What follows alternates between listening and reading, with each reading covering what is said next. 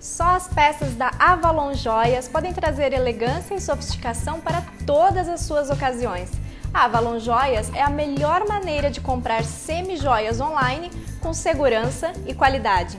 Temos conjuntos, colares, anéis, brincos e uma variedade de acessórios que você vai adorar, é irresistível. Eu estou usando o meu sempre, agora só falta você. Para comprar é fácil, basta acessar www.avalonjoias.com.br. Eu espero a sua visita.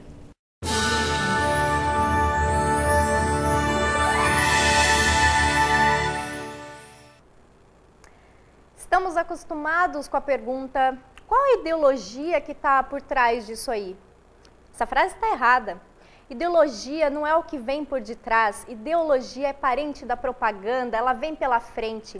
Ela é a parte de uma doutrina que faz essa doutrina agarrar os já predispostos a ela.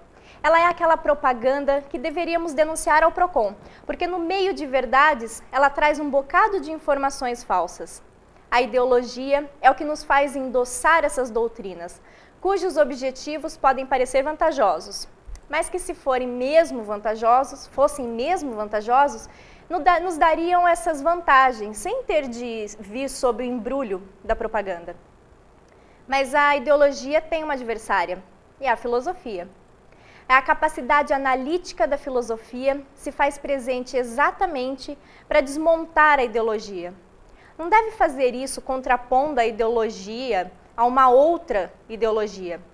A filosofia consegue desmontar a ideologia, identificando as características mais frequentes no discurso ideológico. É sobre isso que nós vamos conversar hoje aqui, sobre as técnicas para você identificar os aspectos ideológicos de um texto. E para tal, vamos centrar nossas atenções em dois textos, um é de esquerda e um de direita. Um desses textos é do Frei Beto, o outro vai ser do Luiz Felipe Pondé. Esse é a Hora da Coruja, ao vivo, toda terça-feira, lógico. Espero que vocês gostem muito. Vamos nos divertir com filosofia hoje, Paulo? Vamos. Hoje é gostosinho. Hoje é gostosinho. O tema de hoje é gostoso de trabalhar, por conta de ser um tema técnico. Os temas técnicos são precisos, né? São mais precisos. As pessoas gostam dessas coisas, né? Nós já conversamos sobre ideologia aqui no programa. Conversamos. Mas faltou nesse programa a gente exatamente diferenciar, fazer essa quebra, né, da ideologia com essas técnicas. Eu não me lembro quando não foi, mas me parece que a gente estava interessado naquela época muito mais na diferenciação entre filosofia e ideologia, senso comum, né? Exatamente. Mas não nessas técnicas. Essas técnicas de identificação, na verdade, elas são aí da minha juventude, dos anos 70, dos anos 80, onde para você escrever alguma tese, algum livro, você tinha que ter no título ou o título ideologia ou o título dialética. Sim. Então era comum elaborar técnicas de identificação da ideologia, porque essa era a única maneira que a filosofia tinha de combater a ideologia, sem ela a filosofia se tornar ideológica, né? Porque a grande questão da ideologia é exatamente essa. Se ela é um mecanismo de poder, quem tentar desmontá-la vai ganhar poder e, portanto, vai estar também fazendo ideologia. Então, esse círculo é que a filosofia tenta quebrar, falando o quê? Não, eu não vou propor para o discurso ideológico, eu não vou propor um discurso contra-ideológico, eu vou propor apenas o apontar de técnicas da ideologia. E aí, o leitor, o ouvinte, que aprenda a utilizar essas técnicas como ele quiser, né? Para isso a gente vai usar dois textos. Um é um texto dessa semana na Folha, não é, do Pondé. E o outro é um texto que na verdade é atribuído ao Frei Beto. É do Frei Beto. É um pequeno trecho do Frei Beto. O de direita e o de esquerda. Mas antes de a gente começar a falar isso, Paulo, eu quero que você defina como você fez no seu texto. Lembrando bem, gente, vocês podem mandar, não só podem, devem mandar mensagens aqui pra gente ao vivo. Nós vamos responder todas as mensagens, tá? O máximo possível. E no seu texto você começa falando, o texto que está no blog do Paulo, que é o giraldelli.pro.br, você faz uma diferenciação do que é chamado direita e do que é esquerda. Eu queria que você começasse falando sobre isso. Sim, quer dizer, às vezes as pessoas falam, não existe mais direita, não existe esquerda. Não, é claro que existe, né? porque direita e esquerda não é uma questão absoluta, é uma questão relativa. Então, sempre a uma direita corresponde a uma esquerda. Então, sempre vai existir. Não tem como você eliminar isso. E sempre vai existir por uma outra razão também. A definição de direita e esquerda, ela não se perdeu. Ela se perderia se deixasse de existir as bases sociais que as criaram. Então, no dia que nós não tivermos mais ricos e pobres, então não vai existir mais direita e esquerda. Sim. Mas a definição histórica lá da Revolução Francesa a esquerda defende os pobres e a direita defende os ricos. Por quê? Esquerda e direita são posições na Assembleia, posições Sim. físicas na Assembleia. E disso nasceu os partidos, né, que estão à direita e que fazem a defesa dos interesses das pessoas, dos ricos. E os à esquerda fazem a defesa dos interesses do chamado terceiro Estado, que na época era composto pela classe média, a burguesia, né, e os trabalhadores em geral, né? Então, essa terminologia ficou, porque nós mantemos uma sociedade de classes hoje, no mundo todo. Né? O mundo todo é dividido por uma sociedade de classes, em alguns lugares por castas, mas, de modo geral, nós temos classes sociais. Então, por conta disso, a literatura em ciências humanas e o jornalismo que decorre daí, e o cinema, a literatura que decorre daí, manteve essa terminologia. Às vezes as pessoas confundem porque elas acham que direita e esquerda é uma questão de relação com o Estado. Então, mais Estado intervindo em prol do benefício social é esquerda. Menos Estado intervindo em prol do benefício social é liberal. Né? E mais Estado intervindo em prol do próprio capital é extrema-direita. Até porque, assim, essa é a definição, né, de direita e esquerda, como a gente coloca, mas a gente sabe que mas a forma de governar, quando um governo de direita, um governo de esquerda está lá no governo, ele não faz uma política só para os pobres ou para os pobres e tudo mais. Quer dizer, por mais até que é que a relação com o Estado é uma segunda questão histórica. Ela se sobrepõe à primeira, que é a definição de ricos e pobres. Aí vem a relação com o Estado. Mas a relação com o Estado varia muito. Você pode ter um Estado interventor que intervém em favor dos ricos. Você pode ter um Estado interventor que intervém em favor dele próprio. Exato. Você pode ter um Estado interventor que intervém em favor dos pobres, no entanto, tanto que ele tira para ele, né? Então você tem várias formas de intervenção do Estado, não é esta questão que define esquerda e direita. O que define historicamente é lá atrás, a posição que você toma dos interesses aqui, dos setores mais pobres, dos interesses dos setores mais ricos. E qual que é o problema, então, da ideologia quando se refere à direita e esquerda no país? Principalmente para pensadores no país, como Pondé, como Frei Betto. Não, veja só, eu peguei o texto eu fiz um texto a respeito dessa pequena definição do Frei Betto, não com interesse de discutir direita e esquerda. Eu fiz com interesse já de mostrar qual a técnica que está envolvida na produção de um texto ideológico. Então, uma primeira técnica, que é uma das primeiras técnicas, você quer identificar um texto ideológico, uma das primeiras coisas que você tem que olhar há uma substituição do universal pelo particular? Quer dizer, o universal está sendo sobreposto pelo particular? De que maneira? O particular está se tornando universal? De que maneira? Está por acaso acontecendo aquilo de pegar o particular e ver que o particular quase que dá conta da totalidade do empírico, do objeto que você está observando? Então, já que quase ele dá conta da totalidade do empírico, que tal chamá-lo de universal? Né? Quando acontece isso é um mecanismo ideológico, né? Que é muito comum, né? Porque você pega, você pode dizer simplesmente assim, né? Olha, aquele grupo lá de pessoas, né? Todas elas que eu conheço, e são muitas, são muito más. Então, mas isso é empírico. Né? Isso é o todo, ou quase todo, porém empírico. Mas aquele grupo de pessoas, por exemplo, os ciganos, né? Ele não é definido pelo empírico, ele é definido pelo universal, que é o conceito. E aí ele não é definido por mal ou bom, ele é definido pelo quê? Pelas características do conceito de cigano.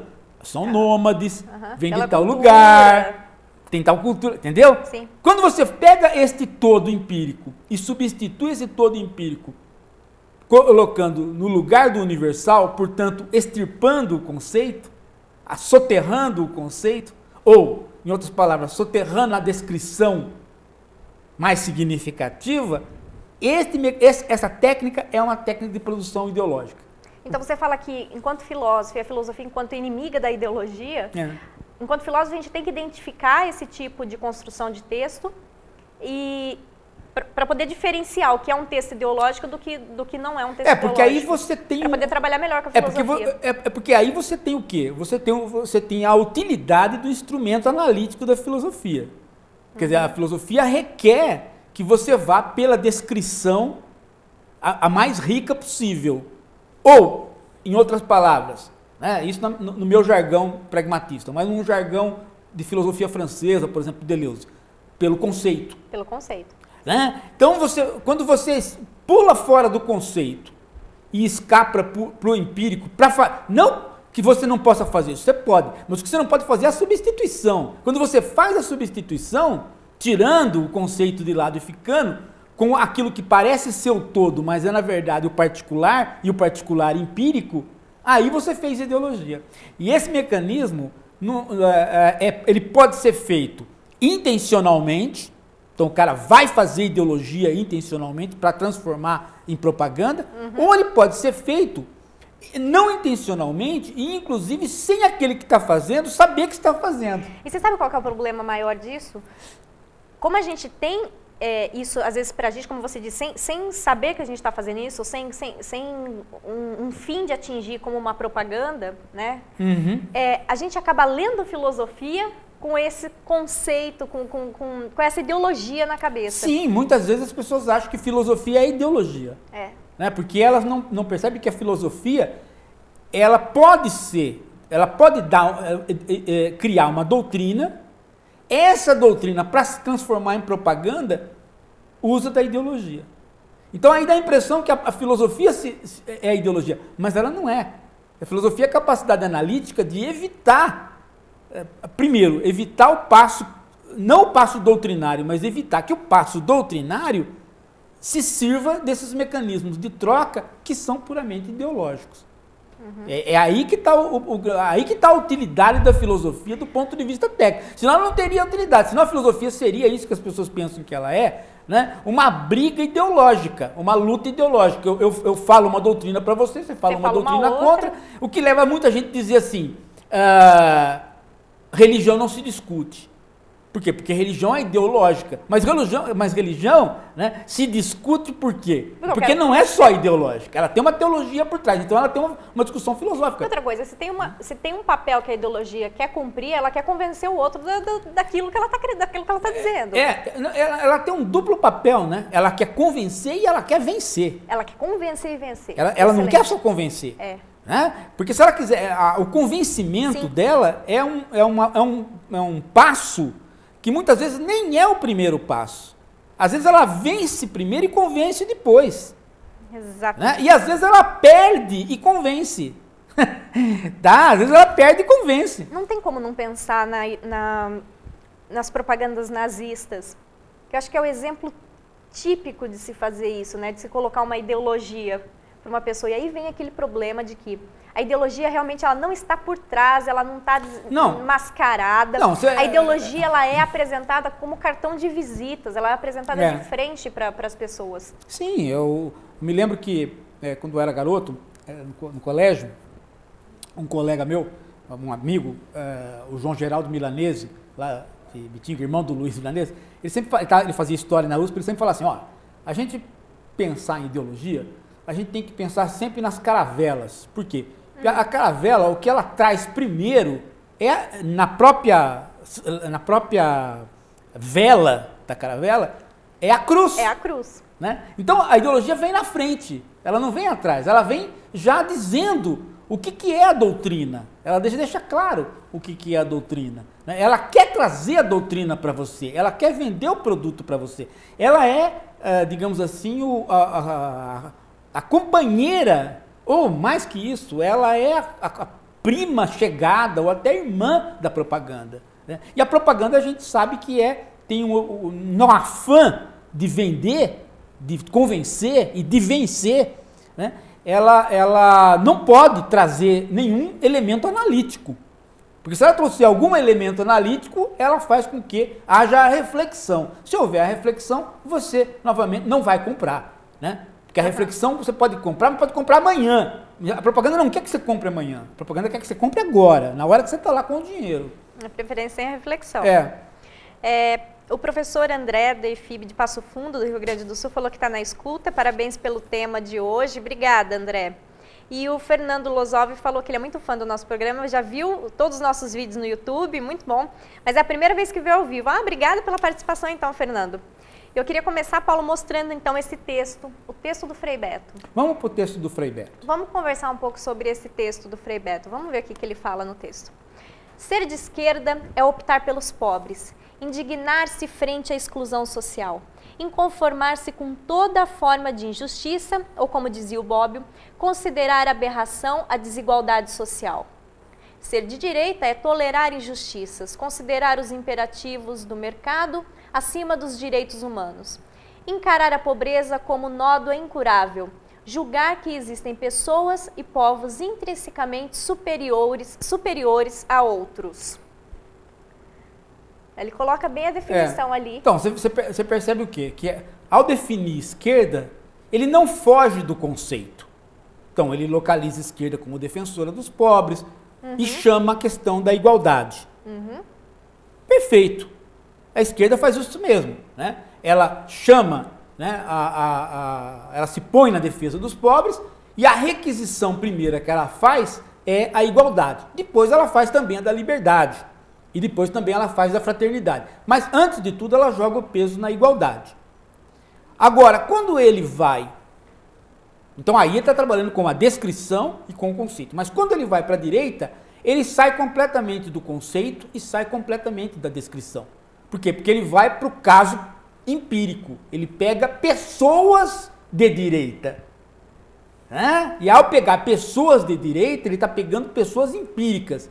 Ele não está mais no campo do universal, ele está no campo do empírico particular. E ele vai fazer disso uma definição. E aí ele vai comparar uma definição com a outra, de modo que você cria já um jogo de mocinho e bandido. Sim. A direita fica sendo pessoas que querem a injustiça, né? A injustiça social e, pior ainda, elas admitem que existem povos superiores. Né? Então veja, primeiro, se nós formos fazer uma descrição de direita, nós diríamos a seguinte coisa: são pessoas que estão do lado dos ricos? São. Agora, são pessoas que querem a injustiça? Não. Por quê? Porque elas acham que a desigualdade não causa injustiça, a desigualdade causa a justiça.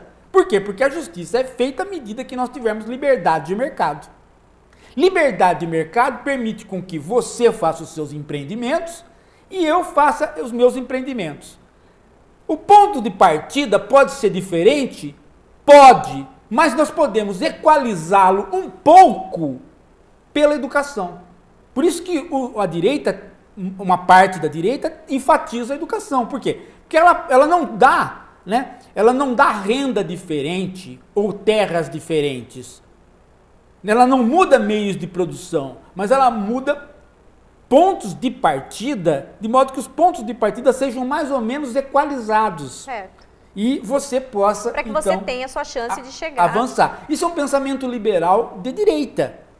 De direita. Né? Agora, você pode ir mais à direita ainda. Mesmo que você vá mais à direita, ainda assim, a questão da injustiça não é a definição. Por quê? Porque ninguém, né, se pôs à direita no parlamento para dizer o mundo é injusto. As pessoas se puseram à direita para dizer, olha, a equalização que vocês estão pedindo pela esquerda é que vai levar à injustiça.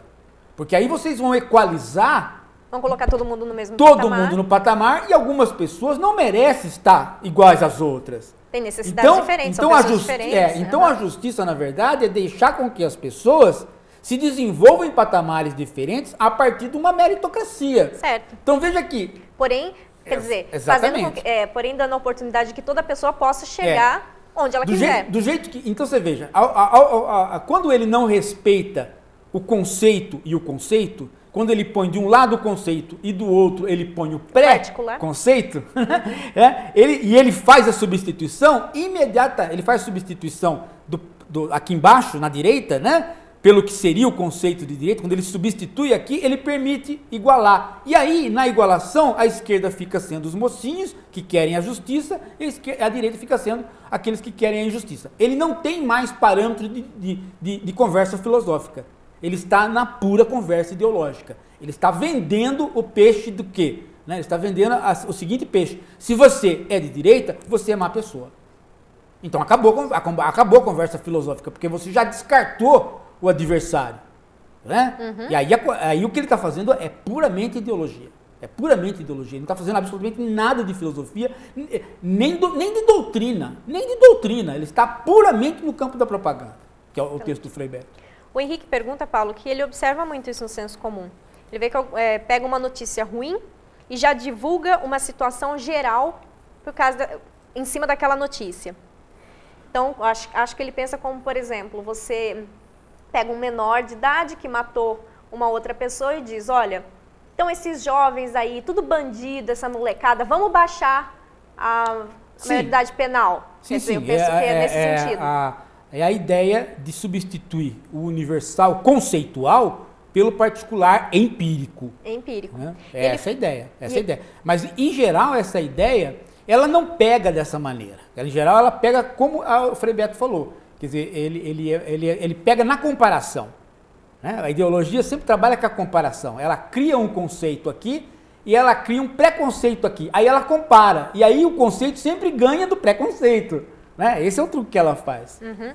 E ele fala que, das campanhas eleitorais, ele fala que eles trabalham muito com isso, né? Ele fala se essa vai ser uma das mais ideológicas. Se você acha que essa campanha eleitoral deste ano vai ser uma das mais ideológicas. Não, a campanha eleitoral é ideológica sempre. Sempre. Campanha eleitoral é uma campanha ideológica sempre. Não há nenhuma possibilidade na democracia, numa democracia com diferenças de classe muito grandes, que a campanha não seja ideológica. Por quê? Porque numa democracia com diferenças de classe muito grandes, enormes, as questões práticas, né, as questões pragmáticas, dizemos assim, elas caem para o secundário muito rapidamente. Né? A tendência é você vender o seu peixe. Por quê? Porque os problemas são tão grandes que ninguém vai resolvê-los.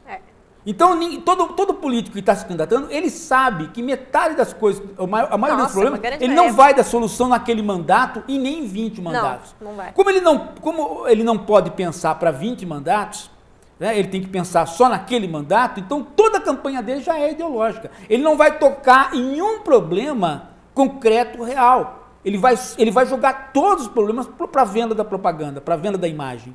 Né? Ele não tem esperança de resolver, e ele sabe disso.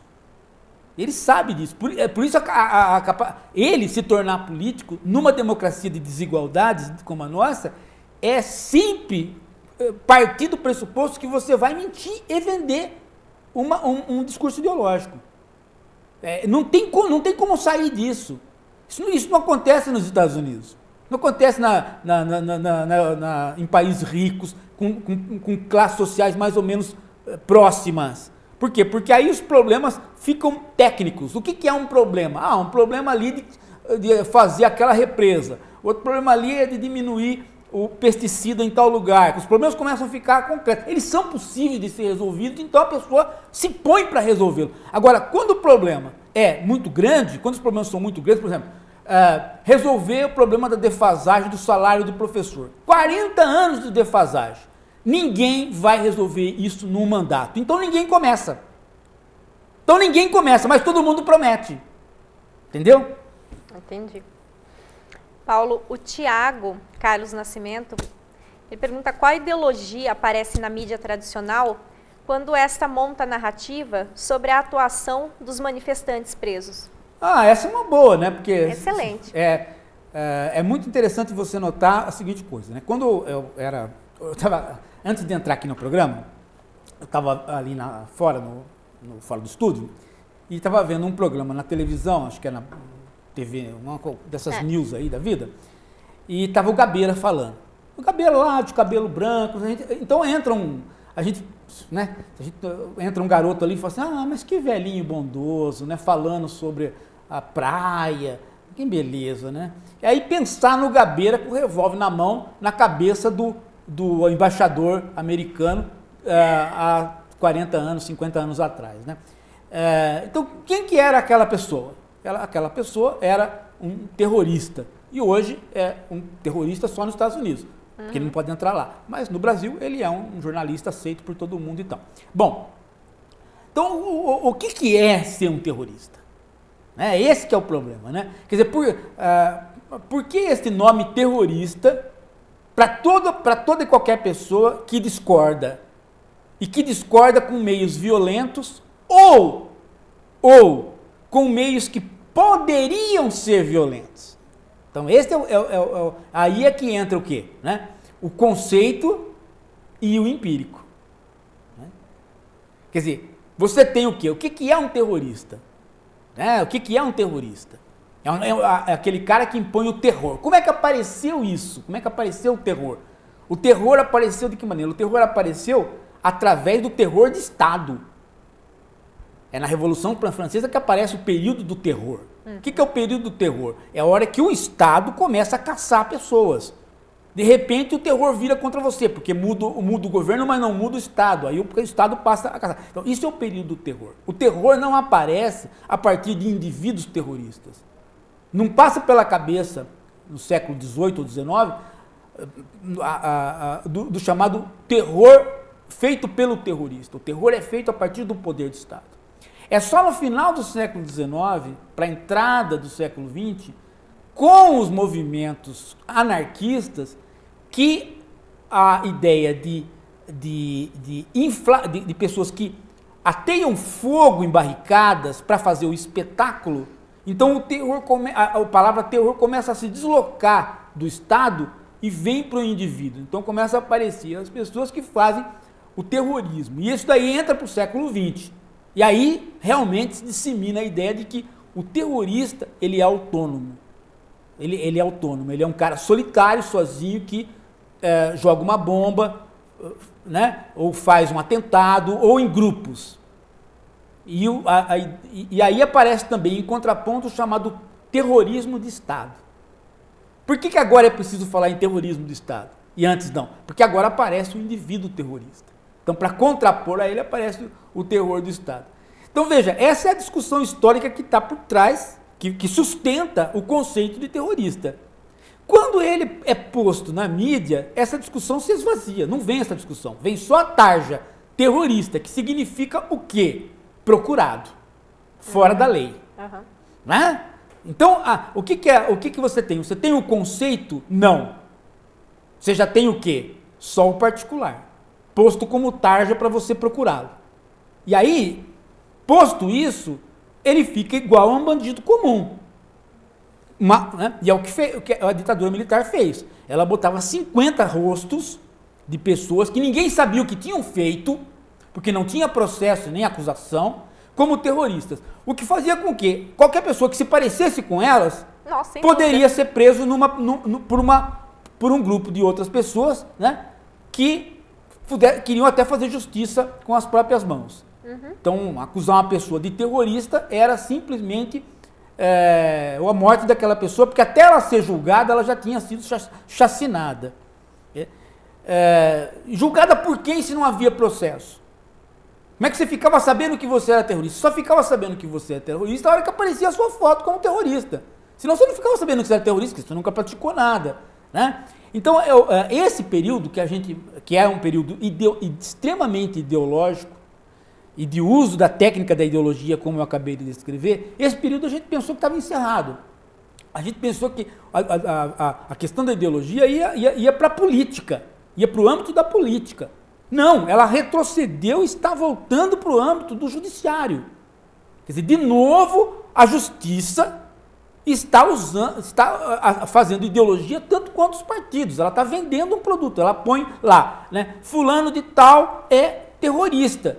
Mas ele está sendo acusado de quê? Nada. Não tem processo, não tem prova, não tem absolutamente nada para dizer. Então, de novo, aconteceu o quê? Aconteceu que começa a aparecer cartazes de pessoas que são presas, né?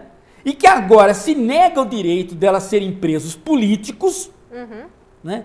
Mas elas são terroristas. Então, veja, a ideologia se aprofundou, porque antes essas pessoas eram terroristas e presos políticos, agora não mais, agora são só terroristas. Elas são o quê? Pessoas que querem pôr bombas nos outros sem causa nenhuma. Não, sem causa, não tem uma causa por trás. No Aí piora a condição no delas. No estilo do filme Minority Report. Sim. Antes de cometer o crime, sim. A pessoa está sendo condenada pelo crime que ela talvez faria. Ou... Exato. Mas nós estávamos caminhando para isso, Fran. Rapidamente. Por quê? Porque nós já estávamos na beira disso. Quando nós admitimos que uma pessoa é culpada até que se prove o contrário, já é um passo, já deu um passo grande para se admitir que ela é culpada, mesmo que ela não tenha saído de casa. E aí você... Porque a questão é, ninguém é culpado, até que se prove o contrário. Quando você quebra isso, você já dá margem para adivinhação. Para adivinhação. Existe aqui pessoas que poderão fazer tal coisa. Por quê? Porque a gente acha que elas poderão. Né? Então, temos que prendê-las antes que elas façam.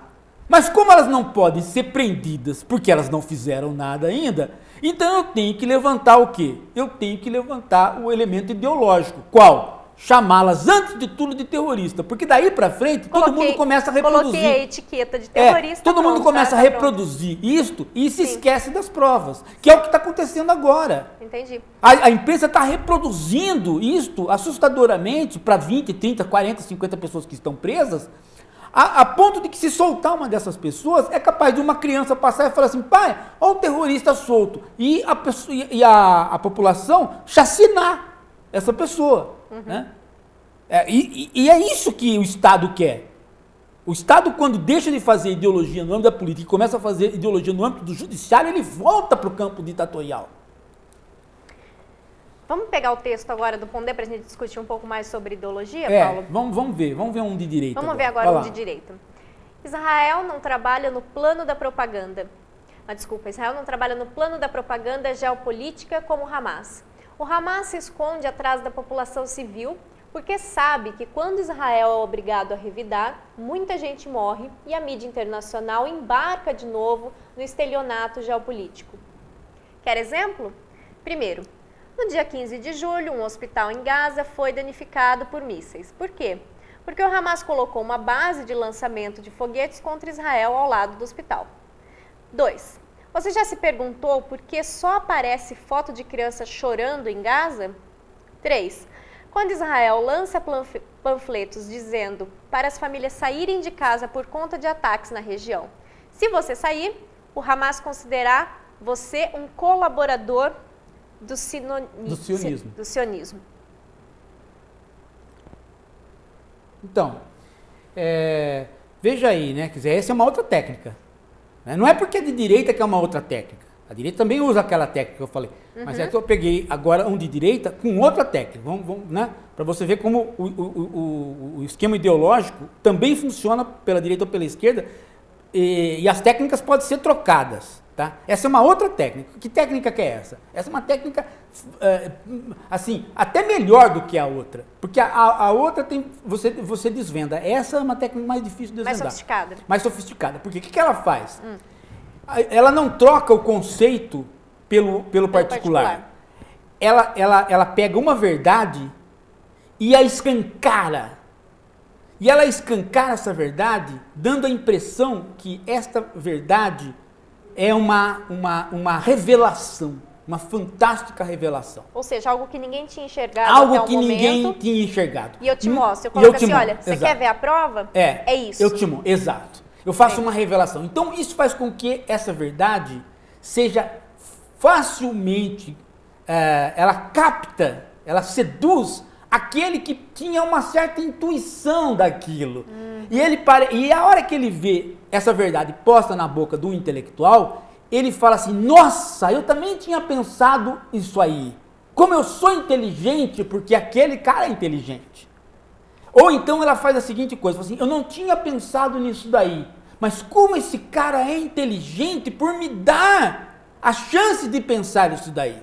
Mas isso não é uma mentira, isso é uma verdade. Ele te dá uma verdade, ele escancara uma verdade, ele revela uma verdade. Mas ele revela uma verdade que é segredo de polichinelo. Todo mundo já sabia.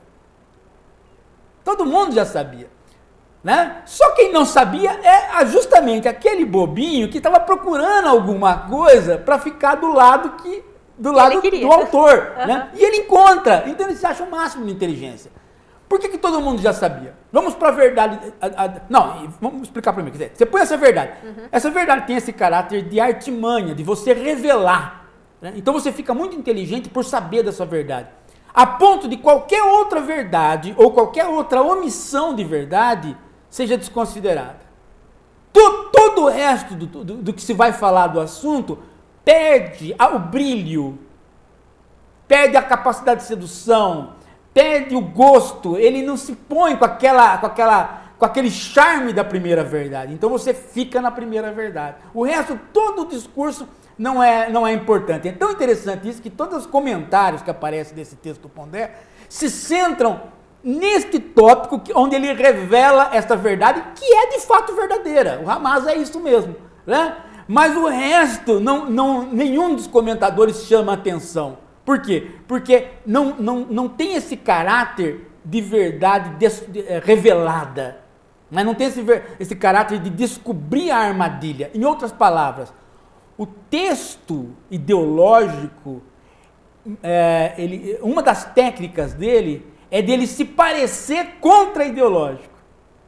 Ele dá a impressão de ser um desmonte da ideologia, contando uma verdade, quando ele é a pura ideologia por contar esta verdade, tentando fazer com que essa verdade nuble qualquer outra.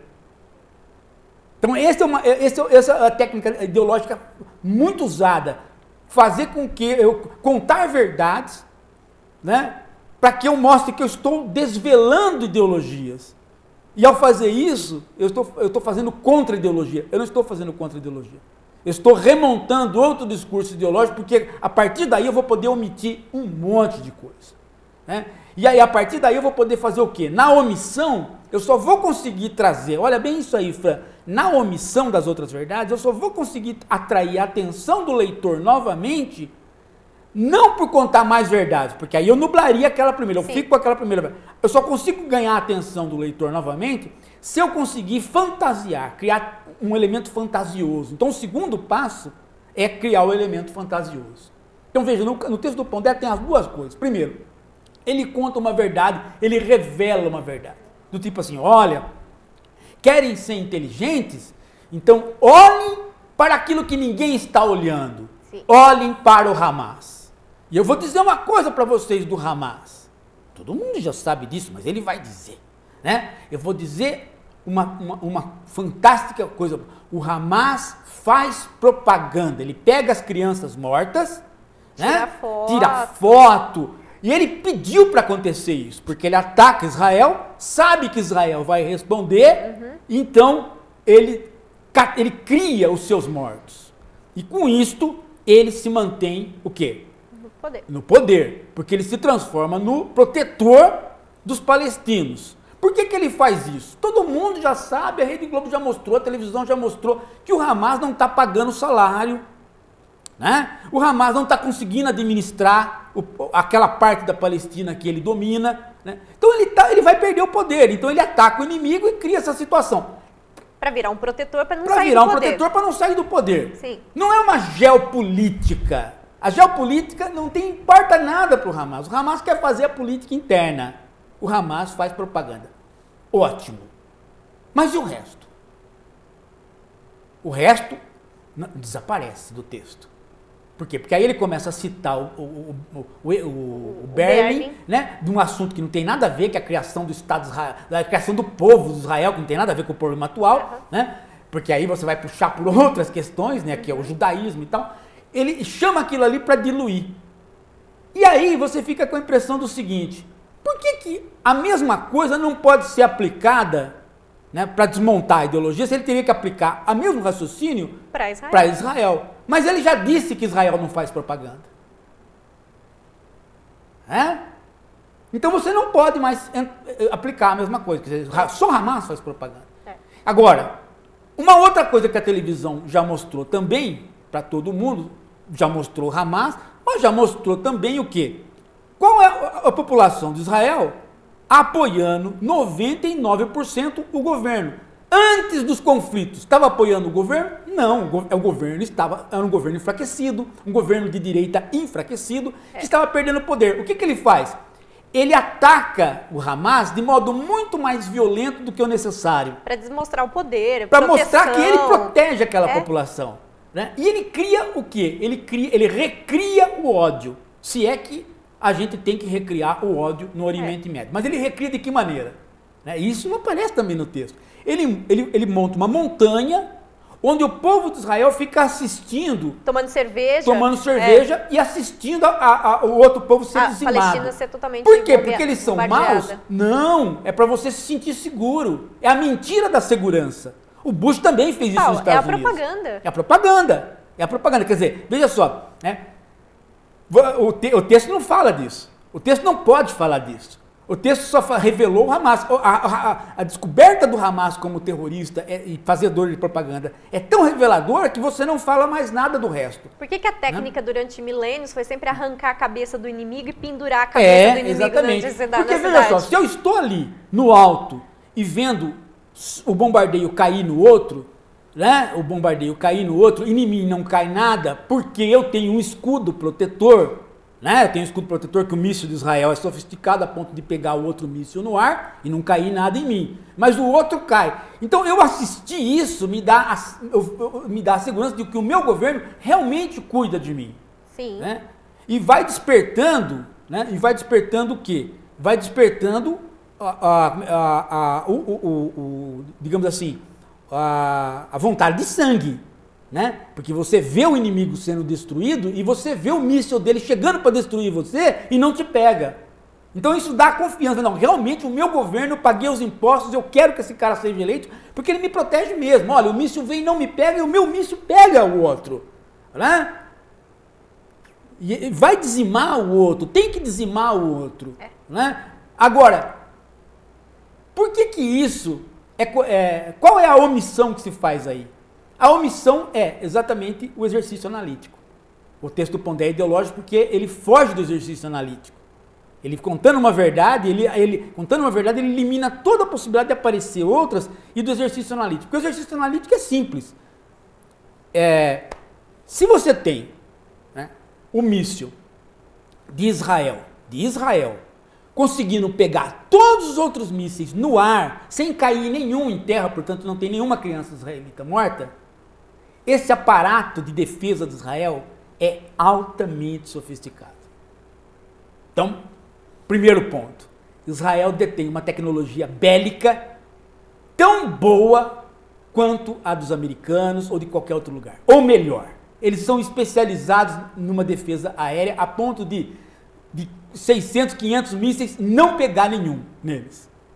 Bom, se eles são sofisticados assim, vamos ver no aparato de terra. Israel é conhecido desde o final da Segunda Guerra de pegar nazista, esteja ele onde estiver. Israel é conhecido por conseguir pegar todos os caras que fizeram atentado terrorista do Setembro Negro, das Olimpíadas. Por quê? Porque Israel tem um serviço de inteligência altamente sofisticado. Então, Israel tem poder bélico sofisticado, serviço de inteligência sofisticado. E Israel agora entra por terra e explode os túneis, o que mostra um conhecimento do terreno e um aparato bélico de entrada também altamente sofisticado. Visível para todo mundo.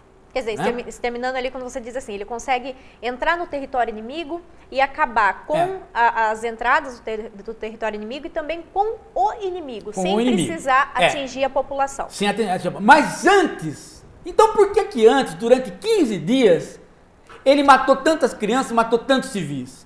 Porque ele precisa daquele sangue para que o povo de Israel se sinta seguro. Para que aí o apoie, aí sim Para ele que entre o apoie, tome e aí ele entra de modo a não ter baixas. Quer dizer, morreu quantos militares? Já morreu 20 israelitas militares, mas isso não conta.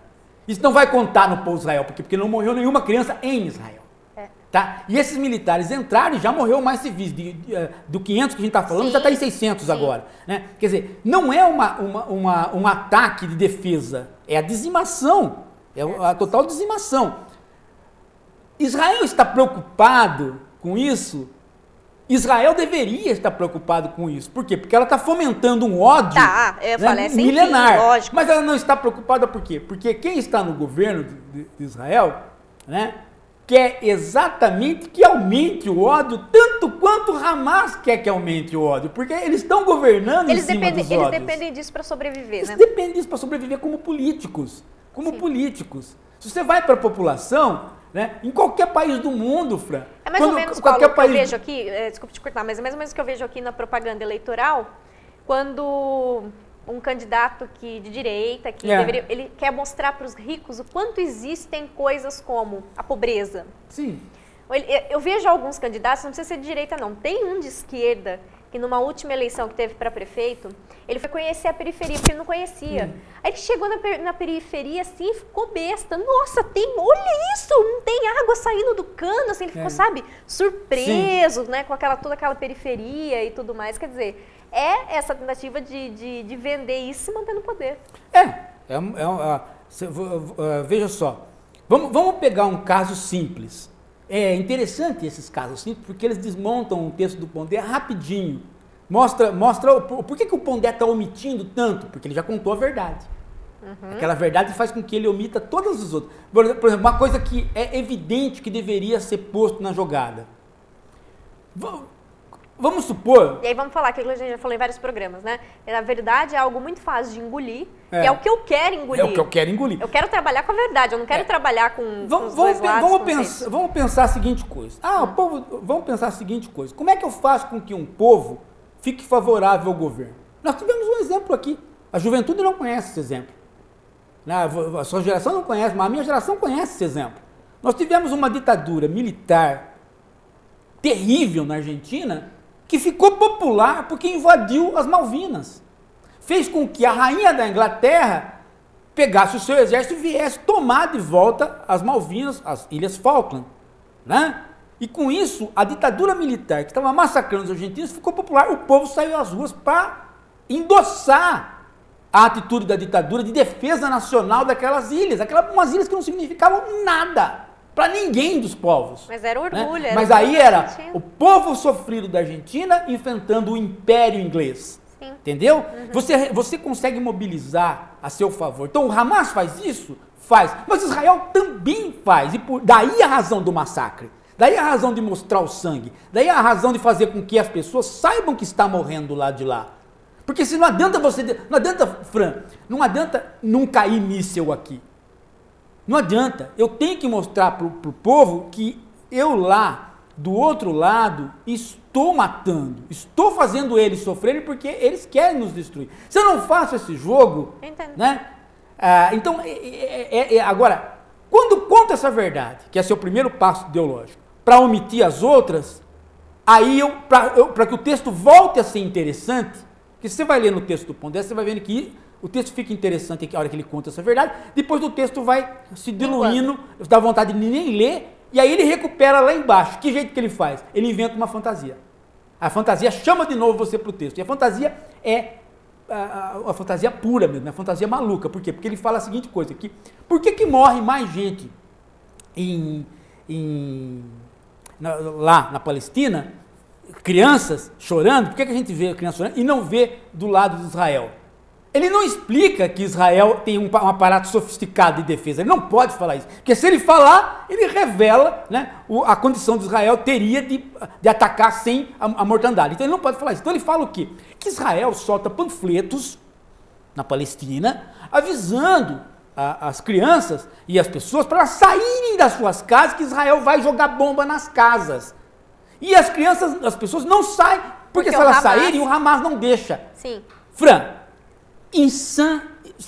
pensa nisso. Você recebe um panfleto do inimigo para dizer assim para você: fique na rua, não fique embaixo da mesa, não tente se esconder. Por quê? Porque nós vamos atacar só a sua casa, só os prédios. Se você ficar na rua, você tá salvo. Você tá salvo na rua. Se nem com a enchente, quando avisa assim, ó, vai vir enchente, a gente não sai? Quer dizer, no inimigo avisando você pra sair. É terremoto. Ele não tá anunciando uma guerra, ele tá anunciando terremoto. Quer dizer, saia da sua casa, porque a sua casa é perigosa. Fora na rua é uma beleza. Fala aqui, ó, inimigo, né? Aí eu fico imaginando o seguinte, né? O Pondé, com aquela barriga dele, fumando o cachimbo dele na Palestina. Aí ele recebe um panfleto, né? Olha, você tem que sair pra rua porque a sua casa vai ser destruída. Aí ele pega a família dele e fala assim: vamos, gente, vamos fumar o cachimbo na rua. Ele fica fumando na rua, cai um míssil lá na casa dele. Pô, que beleza. Ainda bem que eu segui o panfleto, né? Porque se eu não sigo o panfleto, eu tava lá, morria. Né? Quer dizer, isso é a loucura total. Isso me parece, sabe o quê? Aquilo que foi feito na Segunda Guerra Mundial. Soltaram panfletos em Nagasaki e Hiroshima. E diziam: se vocês não se renderem, nós vamos soltar bomba atômica. Os caras não sabiam o que era bomba atômica e eles não tinham poder de rendição, porque quem tem o poder de rendição era o Hirohito. Sim. Aí soltaram! Porra, depois bicho. não pode falar que eles são... Porra. Vamos responder umas perguntas, Paulo? O Lucas fala se o Pondé faz isso propositalmente ou porque ele já achou o seu nicho de leitores que se acostumaram com a escrita dele, se acostumaram com esse tipo de leitura. Porque ele é o Frei Beto. Ele é um militante ideológico de direita. Por isso. Se ele faz isso por dinheiro, faz isso por convicção, pouco importa. Ele é um militante de direita. Ele não é um filósofo de direita, ele é um militante ideológico de direita. Sim. Nesse texto, num outro livro, tal, não sei. Mas eu não estou julgando toda a obra dele, mas nessas coisas que ele faz, ele é um militante de direita, como o Frei Beto é um militante de esquerda. Eles vendem ideologia. E o Márcio pergunta se há nessa questão do terrorista, da democracia, o estado de exceção do Agamben. Nós não estamos vivendo um estado de exceção. Nós não estamos vivendo isso, nós estamos vivendo um estado de direito. O que faz com que a gente possa, o que faz com que advogados, juristas, questionem o procedimento dessa justiça que está fazendo essa barbárie. Nós vamos viver um estado de exceção quando não houver mais esse questionamento. Até porque não está ocorrendo isso no Brasil todo, está ocorrendo no Rio de Janeiro. Né? A Justiça do Rio está extrapolando. Agora, quando isso se instaurar como sendo a justiça, prender sem nada, prender antes do crime acontecer, né? Porque prender antes do crime acontecer, para o crime não acontecer, você tem que ter indícios muito fortes. Sim. Mas não em cima da seguinte coisa: uma professora de pós-graduação, coordenadora de uma pós-graduação da UERJ, estava fazendo bomba na sua casa. Você não sabe o porquê? Já saiu a piadinha, né, do porquê.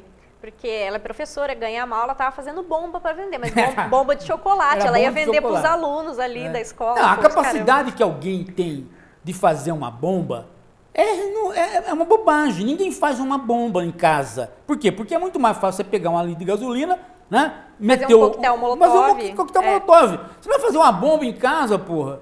E é perigoso, né? É perigoso, não tem técnica para tal. Né? Só de você saber, só de você investigar a vida da pessoa, você já sabe que ela não sabe fazer nada disso. E daí o pessoal fala assim: mas vocês não estão falando que é muita... Vocês estão falando teoria de conspiração e não sei o quê. Não acho. A imprensa está falando mesmo que teve isso e teve não sei o quê. Eu preciso dizer, meu filho, vai para a Rússia agora e lê o jornal da Rússia para você ver o que eles estão falando da Ucrânia e do avião que derrubou. Você vai ficar convencido também de que não tem nada do que... Não, mas o mais interessante, Fran, que nesse caso das coisas, o discurso ideológico é tão forte que é o seguinte: o juiz, a promotoria, né, os advogados dos presos políticos, eles não estão conseguindo acesso ao processo. Porém, a imprensa teve acesso. Sim. Porra, bicho, isso aí é uma maluquice total, isso é a quebra total do direito brasileiro. E a Heloísa Alves, do Rio de Janeiro, pergunta se dá para ser um militante de uma causa sem ser ideológico. Eu acho que não. Eu acho que você ser militante de uma causa sem ser ideológico, essa causa precisa ser uma causa sacrossanta. Sacrossanta. E não existe nenhuma causa sacrossanta. Existem coisas boas em certas causas. Por exemplo, nós somos militantes, né? Eu e você somos militantes de várias causas. Por exemplo, nós somos militantes da causa animal. Da causa animal. Nós não gostamos de ver animal sofrer. Isso. Agora, nós sabemos muito bem que há pessoas que são vegetarianos ou são defesa do animal, com as quais a gente não consegue sentar para conversar. Né? Porque elas não... Geralmente não conseguem. Não conseguem. Por quê? Porque elas não estão mais no mundo pela causa. Né? Elas estão pela ideologia. Não, elas estão pela ideologia. Elas ficam policiando todo mundo, achando que todo mundo é ruim porque comeu uma carne, porque fez isso. Não passa pela cabeça delas que para se chegar a esta militância se deu muitos passos, se convenceu. Não, ela chegou de paraquedas. Quem chega de paraquedas numa coisa sempre vira ideológico. Ele não entende o processo pelo qual os outros chegaram. Ele não entende o convencimento que teve para os outros chegar, a tolerância que se tem que ter para se chegar numa causa. Quer dizer, as causas criam muito rapidamente o fanatismo para os recém-convertidos. Mas ela não cria o fanatismo para aquele que teve todo um processo de construção. Veja, eu vou dar um exemplo claro para você. Os apóstolos não têm nenhum fanático.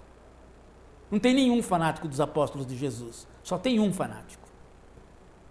Né? São Paulo. Por quê? Porque ele é o que chegou tardio. Ele é o que caiu abruptamente. Ele teve uma síncope no deserto, viu Deus, Deus falou com ele e ele virou um fanático. Os outros não eram fanáticos. Por quê? Porque os outros foram convencidos lentamente, a duros passos, com dúvidas sobre Jesus. Tomé, inclusive, não acreditava que Jesus ressuscitou. Né? Mesmo. Então, veja, isso mostra o quê? Um progresso que faz com que você veja que os outros também vão ter dificuldades de entender o meu processo. Então eu tenho dificuldades eu admito a dificuldade do outro se converter. Mas o que cai de paraquedas, não. O que cai de paraquedas é sempre ideológico. Ele vira fanático com uma rapidez muito grande. Paulo, o César Marques pergunta se o fato do Pondé ter feito parte da formação dele em Tel Aviv não faz com que sempre o empurre para uma análise pró-Israel, quando ele vai escrever sobre Israel versus Palestina, e não somente o fato dele ser um filósofo conservador? Ele não é um filósofo conservador nesse texto. Ele é um militante de direita. Ele não é pró-Israel. Ele é pró-direita de Israel. Nós temos o Eli, que é amigo nosso, filósofo, e ele não está nem um pouco contente em ver... falar disso, vamos pedir a participação do Eli aqui no próximo programa. O Eli não só vai vir para o Brasil, como vai participar. Ele não está nem um pouco contente de ver todo o serviço que ele fez lá na Palestina, educando as pessoas, as crianças com que ele educou serem mortas pelo exército do país dele. Ele não está contente com isso daí. Né? Ele não está contente com isso. Ninguém está contente com isso daí. No mundo inteiro não está contente com isso daí. Toda a imprensa está dizendo, gente, Israel tem o direito de se defender. Porém, a própria sofisticação de Israel permite com que Israel não se defenda dessa maneira. Todo mundo está dizendo isso. Então, veja só, ele não está... Veja só, Fran, se me convidarem para ir morar no Oriente Médio e falar que eu devo escolher a Palestina ou Israel, também vou escolher Israel. Eu tenho simpatias imensas com os judeus, com o povo de Israel, com a democracia judaica, com o cinema judaico, minha formação ocidental. Tem problema. Agora, eu perco minha capacidade analítica por conta disso? Não, ao contrário. Aí, nessa hora que eu tenho que ter a minha capacidade analítica. É nessa hora. Na outra hora, eu não preciso. É como você ficar aqui, né? E, não, o Brasil é o melhor do mundo em futebol. Perdemos de 7-1, mas nós somos os melhores do mundo. Nós temos história. Nós temos a história. Porra, bicho. Assume, né? Não é questão. Não está com capacidade analítica. Não está com capacidade analítica de ver que o futebol foi para um lado e o Brasil foi para o outro. Exatamente. A capacidade analítica é o quê? É exatamente fazer análise. O que é fazer análise? É decantar. de modo que algumas coisas ficam na superfície e as outras desçam. É análise química mesmo, é decantar. O processo de decantação é preciso fazer. Você precisa fazer esse processo de decantação. A filosofia ensina você a fazer isso e aqui nós demos as técnicas para tal. Excelente. Eu espero que vocês tenham aprendido as técnicas, espero que vocês tenham gostado muito, porque a Hora da Coruja hoje acabou. Mas terça-feira que vem, sabe, né, Paulo? Tem mais. Tem sempre, mais. Muito mais Hora da Coruja. Então, gente, até semana que vem. Obrigada pela participação de todos. Tchau.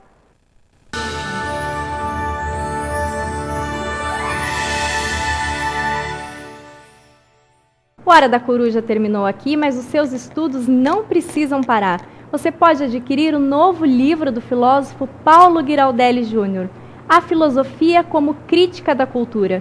Nele você vai encontrar temas muito interessantes sobre a televisão brasileira, a sociedade e a cultura, como o Big Brother Brasil, o Pica-Pau e muitos outros assuntos. Você pode pedir o livro diretamente para o livreiro da sua preferência ou então acessar o site de qualquer editora do país. Com certeza eles já têm. Só falta você ter esse livro, não é mesmo? Então compre já!